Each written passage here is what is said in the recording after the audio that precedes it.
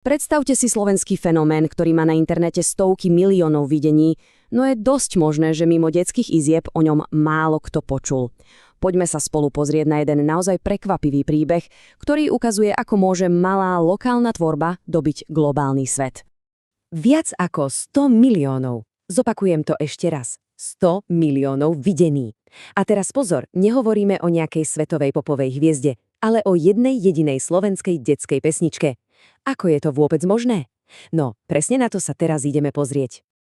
A to je presne tá otázka, ktorá nás dnes bude zaujímať. Ako sa pre Boha niečo takéto podarilo? Poďme sa teda pustiť do toho a odhaliť tajomstvo tohto, no, povedzme si to na rovinu, neuveriteľného úspechu. Takže poďme na prvú časť. Chceme zistiť, kto alebo čo vlastne stojí za týmto gigantickým číslom a ako sa to celé, viete, vlastne začalo. V centre celého tohto fenoménu je Fíha Tralala.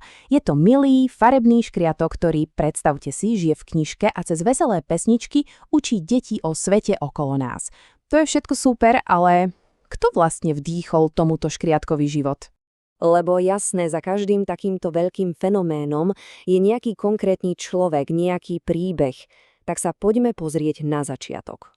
Pretože príbeh Fíhy sa vlastne nedá oddeliť od príbehu jej tvorkyne. Tou tvorkyňou je Martina Jelenová, vyštudovaná herečka, ktorá si prešla cestou od veľkých divadiel až k založeniu vlastného súboru. Ale to, čo je naozaj kľúčové, je ten posledný bod. Všimnite si, aby mohla Fíhu vôbec vytvoriť, musela si požičať peniaze. Čiže bol to obrovský risk. Všetko stavila na jednu kartu, na svoju víziu. A tento citát ten hovorí za všetko však, to len ukazuje, aké skromné boli tie začiatky. Mala pochybnosti o vlastnom speve a aj tak do toho išla. Našla odvahu a vytvorila projekt, ktorý doslova zmenil nielen jej život, ale aj celú detskú scénu na Slovensku. Dobre, ale ako je možné, že to na deti tak strašne funguje? Čím to je? Teraz sa pozrieme na tie správne ingrediencie. Čo je vlastne ten tajný recept úspechu Fíhy Tralala? To tajomstvo je vlastne v takej jednoduchej, ale priam geniálnej formule. Sú to chytľavé pesničky, ktoré sú ale zároveň náučné. Deti sa učia abecedu, počítať, ale aj o každodenných veciach, ako je umývanie zubov, a to im pomáha budovať si návyky.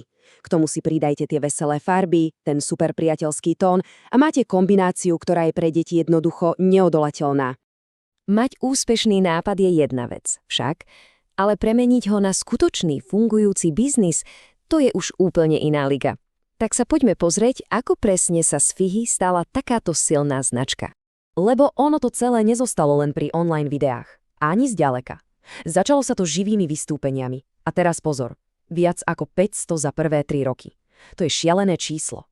Potom prišli na rad klasické DVDčka, CDčka, knihy a nakoniec prišla expanzia do zahraničia. Vznikla anglická a nemecká verzia. A práve tento systematický prístup premenil jedného škriatka na celé mediálne impérium. A viete, tento príbeh Fíhy Tralala to nie je len nejaká rozprávka o detských pesničkách. Je to perfektná ukážka toho, ako sa v dnešnej dobe úplne menia pravidlá hry. Ako sa dá uspieť v mediálnom svete.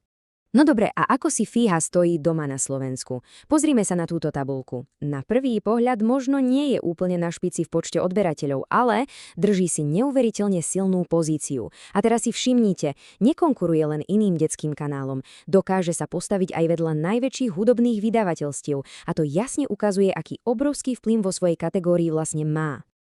A v tom je vlastne ten hlavný odkaz celého tohto príbehu. Predstavte si to kedysi. Takýto projekt by sa len veľmi, veľmi ťažko dostal za hranice Slovenska. Ale dnes platformy ako YouTube umožňujú, že sa nápad z jednej malej krajiny môže stať doslova globálnym fenoménom. A to najlepšie? Všetko bez toho, aby za tým stal nejaký gigantický marketingový rozpočet tradičných médií. Príbeh Fíhy Tralala je teda perfektným dôkazom, že veľké veci môžu vznikať naozaj kdekoľvek. Že na to netreba byť v centre sveta.